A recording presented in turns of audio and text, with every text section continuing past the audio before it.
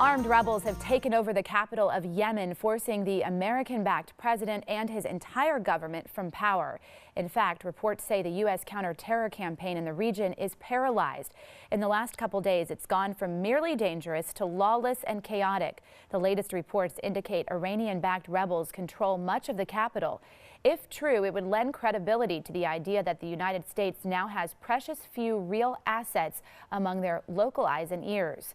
So who are the Iranian-backed rebels possibly in control of Yemen? They aren't exactly pro-Al-Qaeda. In fact, they're at odds with the terrorist group. So it appears terrorist activity is rising, though the President Obama says America is stopping their advancement.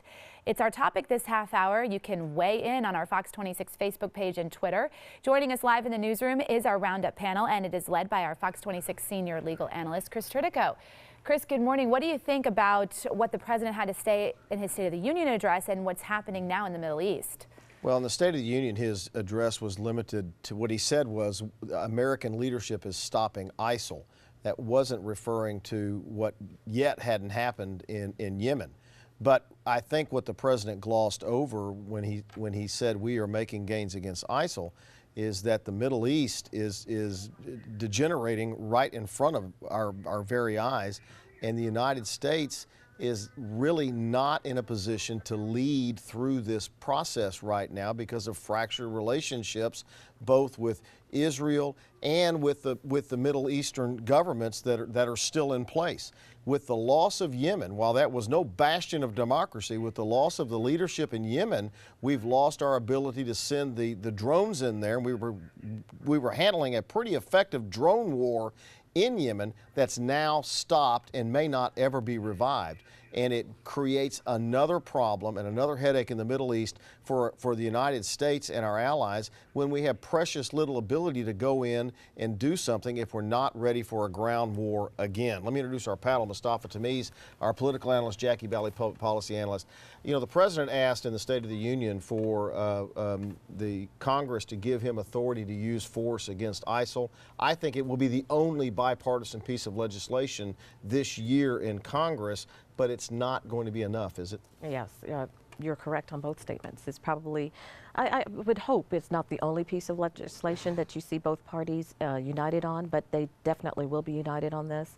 The Israeli president is coming into town, and both Democrats and Republicans have welcomed him and asked him to address Congress. Well, not all Democrats. Well, a lot. Well, quite a few of them, though. I mean, this is a united front as far as trying to tackle our issues in the Middle East.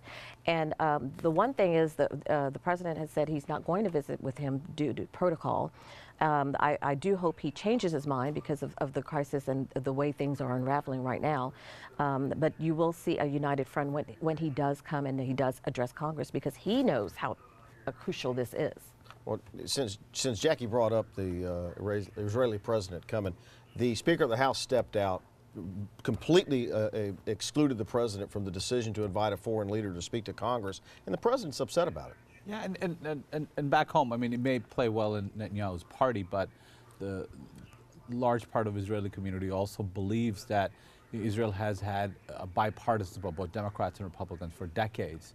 And by making this support into a partisan play in the United States, by Netanyahu going in and lobbying for legislation against Iran in the Holocaust, against the president's wishes, may not be in the best interest of Israel. At least that's what a lot of the Israelis believe.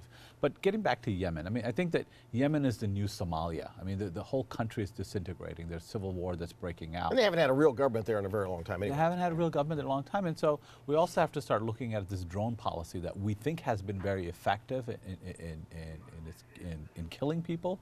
But at the same time, it has alienated a lot of the larger population against the United States and it's created this anti-Western sentiment. And we have to really examine this, and our belief that we can control other countries is really far-fetched. You know, the Middle East, a country is nations of over 300 million people, and we're not going to be able to do that. What about that? I think there may be some merit to the fact that while our drone war may be effective in taking out terrorists in given attacks, is it creating greater hostility against the West in these Middle Eastern countries? And if it is, What is the real answer? How do we stop this? Yeah, well, the president is the one who used Yemen as an example and said that we are conquering and we're winning, and that was a year ago, and we see now that clearly did not happen. And unfortunately, in some of these instances, it will take us going actually to war, which is something that we don't want. Right. That's another issue. We don't want to get into another war. But you're seeing the entire part of the world collapsing. Democracy is being ruled out, and unfortunately, if we don't get into a war, it's just going to continue to unravel. But that war, if we get back to war now, you've got to fight a war in Yemen, you've got to fight a war in Iraq, Pakistan, Syria. I mean, this is not a small ground game here. No. Well, and it's not really a war, right? I mean, you're not going in where there's multiple factions, so you're not fighting for who are you someone fighting? Yeah, so it doesn't really work, and so we have to kind of start taking a step back and thinking, does our intervention actually make us safer, or does it threaten our security? I think what was troubling is that the president did say that he did not want Congress to take legislative action for stronger sanctions. And I think that's the one tool we do have. Well, that was only with reference to Iran. Well, still, that's the one tool we do have. And this is not the time to actually start rationing that. But if you're trying to negotiate with Iran, then the why Congress make voting sanctions? So why That would was you his point, negotiate right? with them? I mean, All right. it's not going to happen. We're going to have to leave it right there. We'll be back next week, not only with the hottest stories of the week, Sally, but also with our picks for Super Bowl food.